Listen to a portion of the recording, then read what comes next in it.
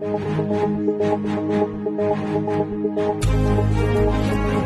are tuned into Business Sense on Adventist World Radio, powered by SID Media. Now, incorporating AI or artificial intelligence into your strategic planning and execution can go a long way in transforming your business operations, leading to unprecedented growth and success. Now, of course, that applies even in religious organizations as well. So, Timothy Oriedo, the founder and CEO of Predictive Analytics Lab, joins us from Kenya for a conversation on the current trends in AI and how they affect businesses and careers, and also how we can leverage them for best overall outcomes. Good evening, Timothy. Yeah, good evening, Sapelo. Hope you can get me loud and clear. I can certainly hear you. How are you today? I'm very well, thank you. Fantastic. How was your day? My day was good. It's a bit sunny back here in the east, in Nairobi. Okay. All is well. Yeah. What's the temperature like today? Temperature is about 29. Sure. The lower side, 32 by max. Yeah. Sure, that's certainly very, very hot, eh? Yeah. Sure. Yeah. And especially for this time of the day, eh? Yes. Yeah. It's supposed to be a bit rainy, but Yeah. I'm sure with all the issues we're grappling about, climate change and everything. Yes. I was actually about to ask if you've had any rains at least this quarter of the year. Yeah, we did. Yeah, we had towards the tail end of last year. Yeah. Beginning of early this year, we had some bit of rains. So at least we have some bit of greenery. Yes. Yeah, and from the farm side, we have at least some bars of fresh products coming in from those short trains. Oh, nice. Oh, that's really, really nice. What are some of the leading ones for Kenya? What can one buy from I suppose the production? Yeah. So we have, apart from the biggest product we export is tea. Tea, okay. Of course, from the highlands, we have coffee. We have other products like grains, maize, wheat, which now unfortunately are declining because of the declining land mass. Yeah. Some of those cereal products needs much more land. But we still have other products like fruits, avocado. Yeah. Although we still rely a lot from South Africa, especially the fruits and grapes. Yeah. We consume a lot from the farms in South Africa, so we still have got a bit of ground to cover when it comes to mechanization and modernizing our farming practices. Yeah, we still rely a lot on the traditional farming, which is the cycles. I thought you were going to mention fish in there. Interestingly, but we don't have much fish. Okay. We actually import fish from China and Uganda. Yeah, Sure. So we have a small portion of Lake Victoria. Yeah. It's a fresh lake. Yeah. Yeah, but the fish doesn't give us much fish that we consume. So, apart from a few farmers who put fish ponds. Yeah. And then most of the lakes within the country are not fresh water. They're salt lakes. Oh, okay. That they don't, because of the rifts, the Great Rift Valley. Okay. That makes sense. Yeah. Nairobi. Yeah. Can you paint a picture for us, for someone who's never been there, like myself, like physically? I know I've read and looked at pictures and everything, but what's it like? Yeah. Nairobi is quite a very vibrant city. Yeah. Very adaptable. Yeah. It's pretty much has got almost different climates. Yeah. There's toward the northwest side is quite cold. Yeah. Those are the areas towards you exit towards the north. It's got areas where there's T zones and everything. Yeah. And then it's got the southern side where the airport is. Yes. It's very warm and a bit hot. That's where I reside. Yeah. And then it's got the area which is quite forested. Yeah. Yeah. So it's a mix. So Nairobi is quite vibrant in terms of the population that is there. We have experiencing a lot of rural to urban migration, people coming to look for opportunities, but also in terms of the lifestyle, it cuts across from all the divides. You've got the affluent, you've got the middle class, you've got the lower quartile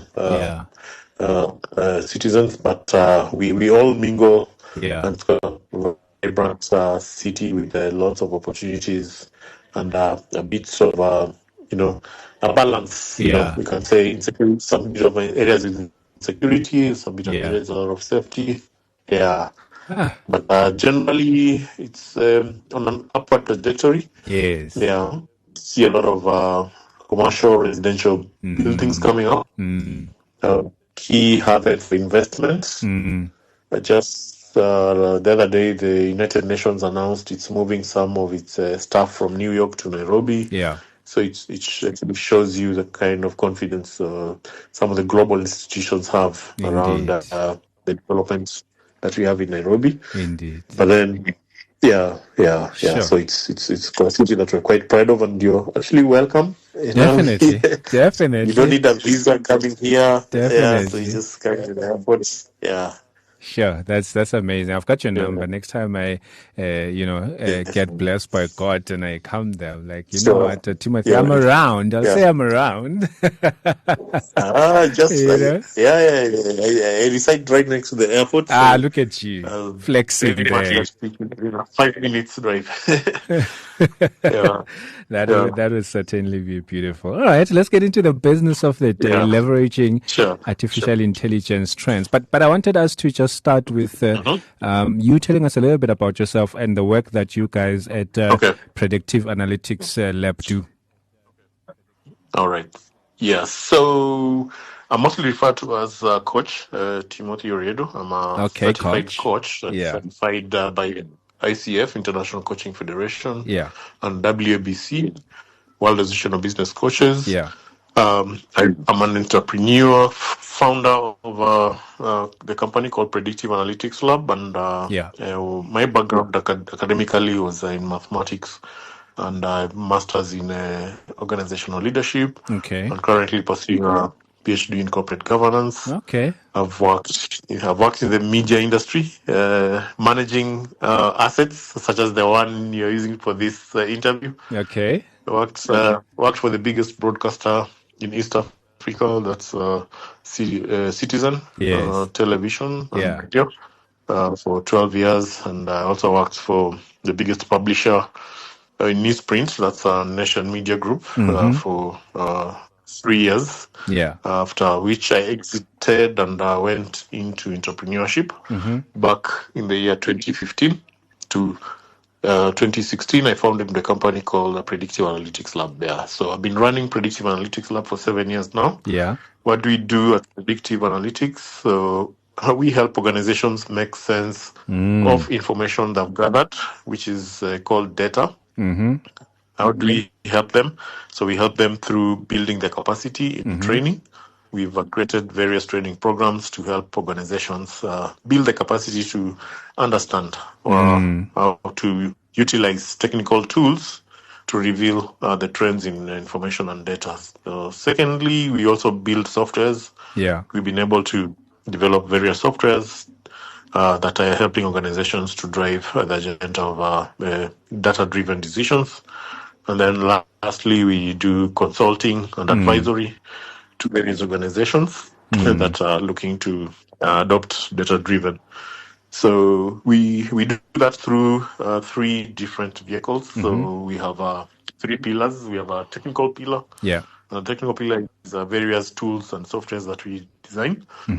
We have industry pillar. Our interventions are curated around different industries such as finance industry, manufacturing industry, medical industry, government.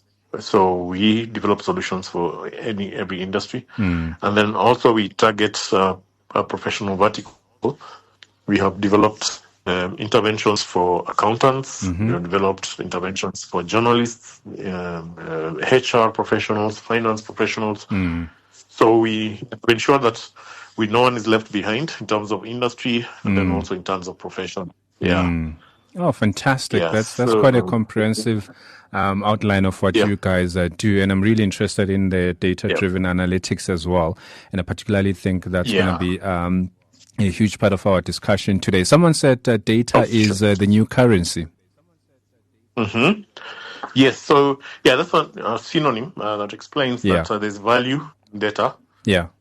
Yeah, that value can be accrued over time, and that value can be unlocked with the use of decisions, the right Yeah. decisions. Yeah. So, in common business language, perhaps you can be able to relate to the use of data to optimize the operations of a company. Yeah. So, how is that value extracted? Yes. So, through the use of proper decisions, you can be able to increase your revenues. So, which means you grow your top line, which means you're able to meet with expectations and even surpass. Yeah. Also, through the right use of data, you can be able to meet the expectations of optimal use of resources, which means you're cutting down on operational costs, meaning you're able to save on costs. So, for example, for a company that does deliveries and can be able to optimize use of artificial intelligence to do what we call route mapping, they will reduce on the route of the fleet that uses, which means they'll use less fuel, and that means less profitability. And in retrospect of it means the product reaches the customer in a more efficient manner, timely. The customer is satisfied, and the customer be able to retain the customer who can be able to order more products from that company. Yeah. So when you say that it's a new currency, basically that's how you can relate to it. Yeah. It's not a currency you put it and fold it and put it in your pocket, no, but it's a currency in the sense that it adds a certain value. Yeah. The certain value adds to the balance sheet, as you see. Fantastic. Just carrying on with that synonym. We currently are having accountants being asked to redo the balance sheet. Yeah. So remember the balance sheet, you have the assets on one side, and then you have the liabilities and capital on the other side. But then we are seeing a new entrant into the balance sheet, which is the data. Really? So companies are being valued based on the data they have. So just giving you an example, yes, social media platforms, Facebook, Instagram, Twitter, they account for their value based on what we call average revenue per user. Yes. So that's a metric which they use to define what the value is. So you can see like Facebook has got X amount, for example. In South Africa, we can say arbitrarily maybe there are 20 million users of Facebook in South Africa. So when you say that 20 million, it's the figure that's given officially is like in Africa, Facebook makes $4 per user per month. So they multiply that $4 by 20 million, then you see it's 80 million per month. So that's data now. Good. Yeah. So we're not longer looking at what is sold, absolute, but the amount of data. Key evaluations done on companies. Now they're asking to look at what information do you have of your customers? How much of your customer? So in our technical practice, there's something we call customer 360 view. Yeah. The more information you collect about a customer, the more value you're bringing to the company. Yeah. Because you just need to unlock the usage of that information to get more value. Yeah. Sure. Yeah. That's interesting there. That's interesting. I mean, the thought of data being part of the accounting equation in itself is mind blowing. And just to you and I maybe understand what that means, but for our listeners who might be thinking, what does that mean? So where does it sit on the accounting equation? Is it an asset? And if it is an asset, in what way? Yeah, so it's definitely an asset because it's something that's latent and something that can be of value if it's used properly. Yeah. And what we are seeing is because of the work that companies such as ours are doing, we are coming in to equip organizations with the knowledge, one, then two, the equipments and skill and technical tools to help them unlock that part. And then thirdly, the strategy.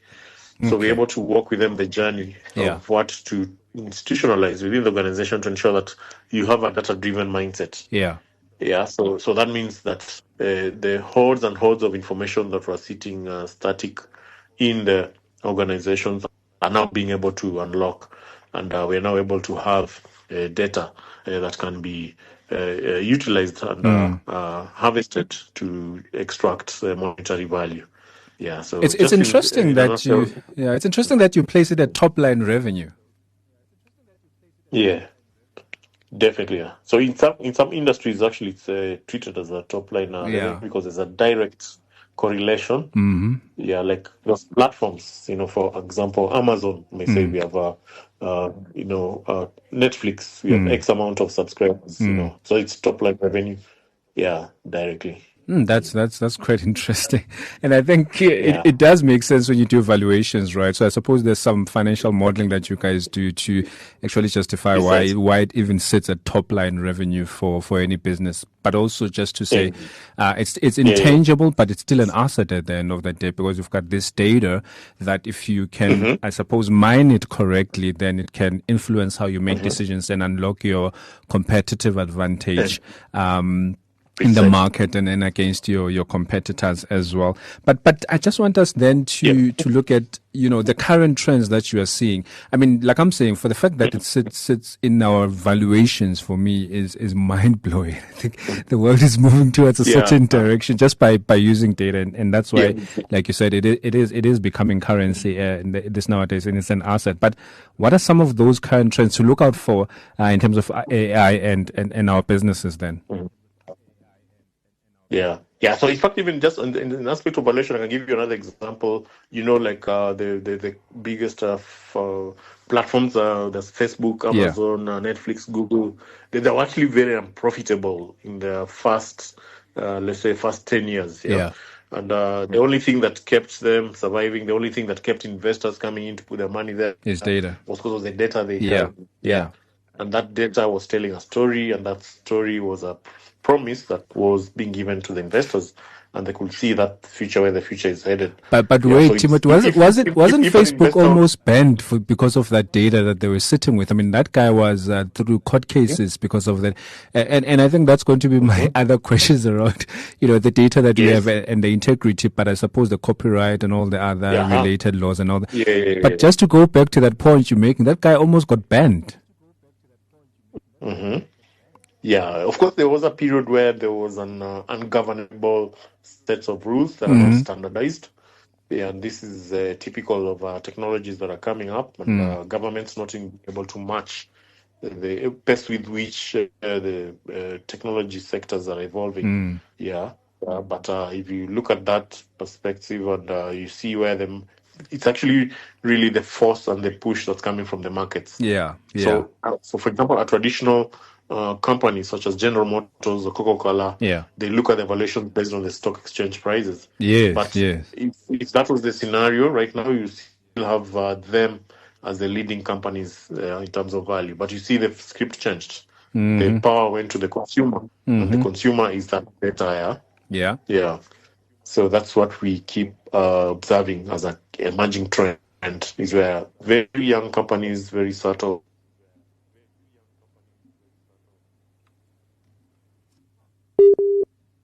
evaluation models, they're Yeah. able to they're able to bring more investors coming in to support their quest for growth. So So that's the trend. Yeah. So what you're saying, if I hear you quite correctly, is that you've got big companies that, of course, use the stock exchange to, I suppose, justify their need for growth and why investors should bring in money, right? Because of market cap valuations and all those sort of stuff.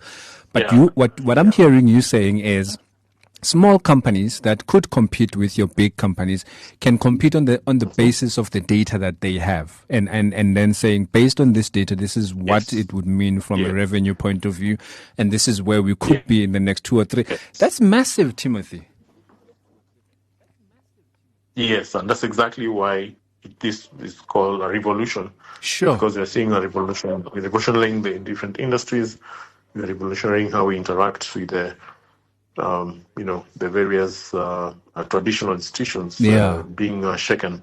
And Yeah. it's really an exciting time to be in. It's definitely an exciting. I mean, it's almost leveling the playing field, because if I've got data, Yes. I mean, I can literally say to your big guys that actually I've got data that maybe you might not have. And I'm thinking corporate bureaucracy, hey Timothy, can also, and also because of the long chains of command within big business, their ability to respond and be agile to what the data is saying takes a bit of time. I mean, if you think about a multinational, for example, seems like we've lost Timothy there. So let me see if I can get him back. But that's massive. That's definitely massive, because it's literally leveling the playing field for small businesses and small companies if they have the data, and big business doesn't. Well, they might have the data, but their ability to be agile around what the data is communicating to them is, that's massive. That's definitely massive there. And wow, okay. Now I think this is starting to really get exciting for me. This is starting to really get exciting, and I think Timothy is bringing a very important point. So Timothy, what I was asking was, it's leveling the playing field, right? For small companies, small upcoming companies, and big companies as well. But what I was asking was, in big business, you find that the span of control and the ability to be agile in the market based on what data is saying, perhaps is what becomes an opportunity for small businesses that have the data to respond to the market much quicker. Exactly, yeah. That the responsiveness, and then the advocate. I mean, what you call the agile, yeah. Yeah. Yeah, and then also in terms of operations, what we call lean, being able to run very lean operations, using very meager resources. Sure. Just because you're able to do what smart, you're able to do smart decisions. Yeah, Timothy, you've just given our small businesses a secret, and the secret lies in the data. Now, the question then is, if I'm a small business owner right now, how do I even leverage these technologies as opposed to drive towards that growth? What is it that I need to do? Okay, good. So that's a good question, and we spend much time with proportionately with the smaller businesses, because that's really where the most appetite is coming for our products and also our services. One of the areas we encourage them to be on the lookout for is to digitize their businesses. So, in as much as we're talking about these big words, AI, blockchain, data, big data, the first step is digitization. Yes. So, whatever business you are in, ensure you're able to do your business online. You're able to have interaction with your customers on mobile, on web, and any virtual platform that's available. And this goes back to the traditional marketing principles. Yeah. So, for example, if you're in a brick and mortar, do you have a shop that can be put on e-commerce? What is your promotional channels are you using? Are you using Facebook to boost your ads? Yeah. So what you try to show you is that there are platforms which have already been which are being driven by AI that you can already take advantage of. You don't need to have the skills. Yes. But for example, if you go to Facebook and you have a small shop that sells or rather manufactures something like yogurt in a local town, and you like to amplify the awareness about your product. Previously, before these tools, you will have to spend a lot an arm and a leg on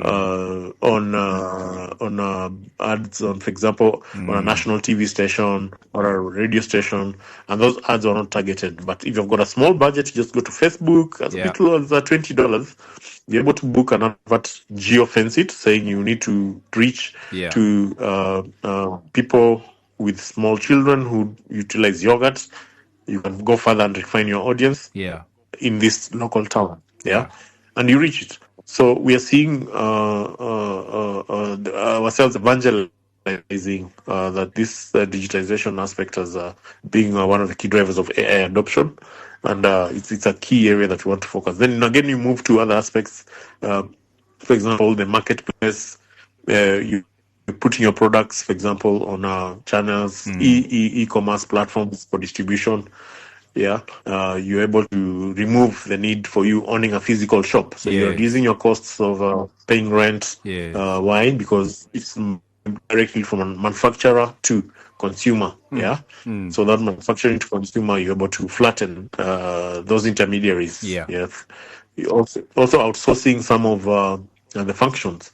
You don't need to buy a truck, for distributing your products. So you can be able to utilize a list service. You can be able to utilize riders through platforms such as Uber. Yeah. You're a young chef and you don't have money to start opening a hotel. You basically can start by just cooking from a home and distributing your food through Uber Eats. All those platforms are driven by AI. Then you move a little higher. You move a tier up. You find SMEs that have been existing maybe 10 years. They would like to go to the next phase. They've done some bit of digitization. They've got some threshold of data they have.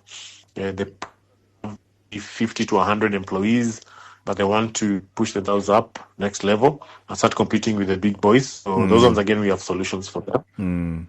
We primarily advise them around rearranging the structure of their teams, having someone within the team who primarily focuses on analytics, developing an appetite or a mindset for people to be referencing to numbers when making decisions. So there's a department that basically similar to finance that looks at financial information. So we have encouraged them to create departments such as analytic departments, having teams that basically focus on information and distributing that information across the entire company. So those are kind of interventions that we have for the SMEs, and we keep evolving based on what the need is again, and as depending on the industry. So some industries are regulated more than others. Like the medical field, the financial sector, the things you can do. So we also want to give them awareness in terms of the data protection, data rights of the consumers, asking for permission from the owners of the data before you use the data.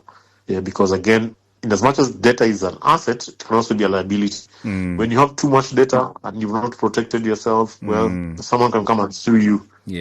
Definitely. Wrongful use of the data, and you may have to pay litigation fee, which is things like data privacy and all those sort of stuff start lingering around your doorstep if you're not careful around that.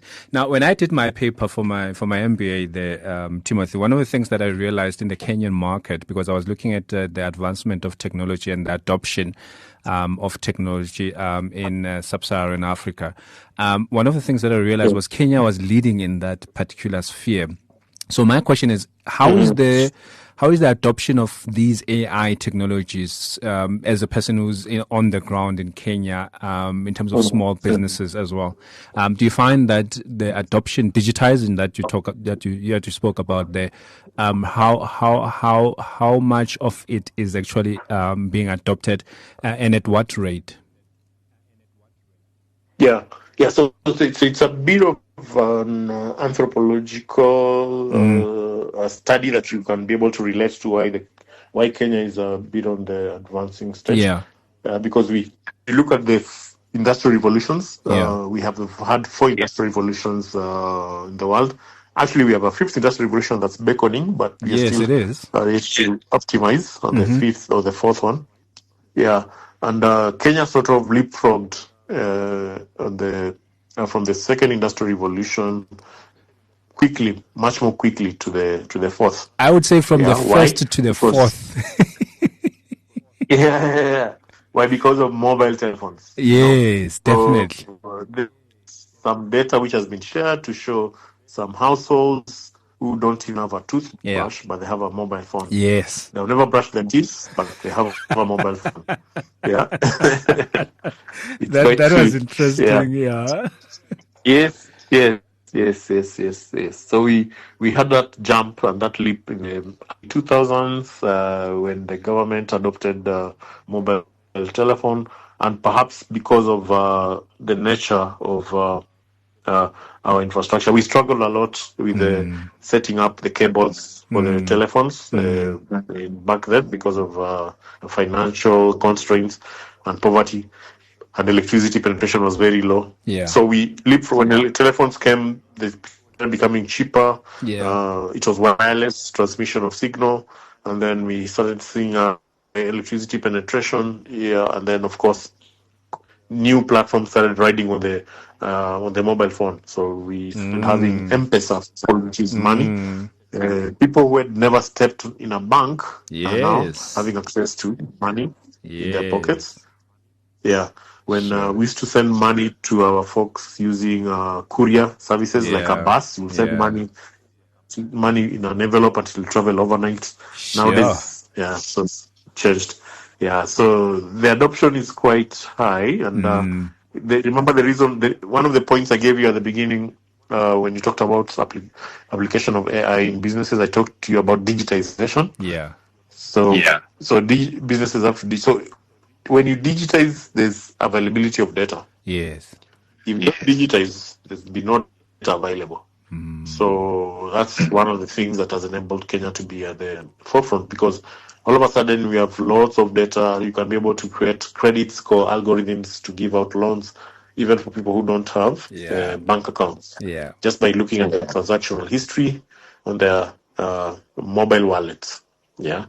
You can be able to, derive a lot of insights from the movements, for example, of Uber and other mobile hailing apps, just to be able to extract the personality and behavior patterns of individuals. Yeah. So that's one of the key drivers. Yeah. Then, of course, on the other side, you have the availability of knowledge. Yeah. We have a lot of institutions, and about 6-7 years ago, I used to travel a lot to South Africa to do trainings. We were building a lot of capacity there. Yeah. We used to train banks, institutions around data analytics. Yeah. Yeah, but we were ahead in terms of driving that knowledge. But we build capacity across the continent. So we have a partner in South Africa that once in a while we still collaborate in running those trainings. We have our technology being used in South Africa. We have clients there. Currently, we are running some. We are running some projects in South Africa, in Nigeria, in Ghana, Ethiopia as well. Yeah, so we can say that Kenya is one of the forefronts of developing and building adoption of data. Across the continent and also the globe. Yeah. And I think the mobile adoption has been catalytic in a very, very massive way in Kenya there. And of course, Kenya then becomes one of the biggest 4 countries in the African continent that saw a lot of, VC investments from a technological adoption point of view. And I suppose that unlocking a lot of businesses. You mentioned M-Pesa and all those other stuff of businesses as well. We're running out of time, but I want to get into this one. What are the ethical and legal considerations for I suppose, leveraging these AI platforms? Yeah, so I'll start with the ethical considerations. So these ethical considerations are more at the personal level. Yeah. So we find, because of the wide adoption of these tools, it sort of has put a strain on things like societal values, family values. We're having a disintegration of values through the media, which is shared especially on channels that are not controlled. We've also seen change of behavior. Yeah, so less personal communication. People are becoming more mobile, more personal. We have less and less bonds. We're creating at both level, at work level. So those ethical considerations are really something that have to be developed in very purpose. Someone has to purpose to set those ethics, and one of the mitigations around that, for example, at personal level, is creating your own rules within your house. If you've got a family, you can say there's a time when it's a family time, no devices. Television is off, the mobile phone is off. Creating your you time. Something we an awareness program we run called the Digital Detox. Okay. Yeah, which is essentially being able to withdraw yourself from these devices for a certain period of time to, just free up your mind and reset yourself, go back to that settings. Yeah. So there's yes. The other part now for the legal considerations mostly is around governance and what are the regulatory boundaries, regulatory frameworks that are evolving to insulate various users of this ecosystem. So we have governments giving us guidelines on how to engage, trying to match and catch up with the academia, because again, just to inform you that most of these innovations happen in academia. Yeah. By the time they come to the light, the session, they're being used by the technology companies. Yeah. So, for example, ChatGPT. ChatGPT is a form of a generative AI that learns by itself, and it's now being regulated by countries where they're saying, "Can we regulate it? Because what if this generative AI is gonna learn things beyond the human?" Yeah. So that brings in an aspect of legislation where you'd say, can we limit it? There are some sectors which are quite sensitive, for example, healthcare, education system. So what if the AI decides certain people are going to learn more than others? So it's going to create those rights. Yeah. Exclusionary clauses and everything that these higher institutions already. Higher institutions are very exclusionary because of their criteria to just get into the university itself. I suppose because they want to maintain their rankings and make sure that apparently the less students, the more the rating that they get, or the higher the rating they get, because then everyone wants to be in that university, and means then it takes the top students from, I suppose, your secondary schooling and all those sort of stuff, and then it raises their profile and everything. I mean, that's already exclusionary. Imagine what AI would then do just in that space, from, I suppose, even from an ethical point of view, just to round up on that one. I love the point you made about how, for example, these AIs are also, they are creating what I term an artificial family. Right, where everyone is just on their phones. They're, WhatsApping each other, but they're in the same house. They've got a family WhatsApp group, and that's where they communicate. But they're in the same house. Literally, you could just put your smartphone down and go to that person who's sitting across your couch and all this. And so it's becoming a whole lot more. But any final remarks? Because I do think, Timothy, we haven't even scratched the surface on this one. I'd really like to have further discussions with you. But any final thoughts on this particular topic? Yeah, so I think that's to my final thoughts will be first to individuals to be able to challenge yourselves to in your sphere of influence to be able to try to nudge anyone who's around you to be conscious of the evolving landscape, career-wise. The skills which are currently changing and may be redundant in the coming future. So try to spend as much time as possible to understand what are those skills which are needed, sustainability of those into the near future. And then for businesses also, trying to avoid the run-of-the-mill business, what we call the business strategies, copy-paste business strategies, trying to be as creative as possible, adopting to lean business canvas models that can be able to utilize data, putting data at the heart of it. So those are my two calls, both for individual perspectives and then also for businesses. Beautiful. But Thank you so much, Timothy. Thank you so much. That was really beautiful, and I would really like to connect. And let's continue this conversation some other time as well. Sure. Thank you so much. Thank you too, and thank you for hosting. Okay, bye. You are tuned into Business Sense on Adventist World Radio, powered by SID Media.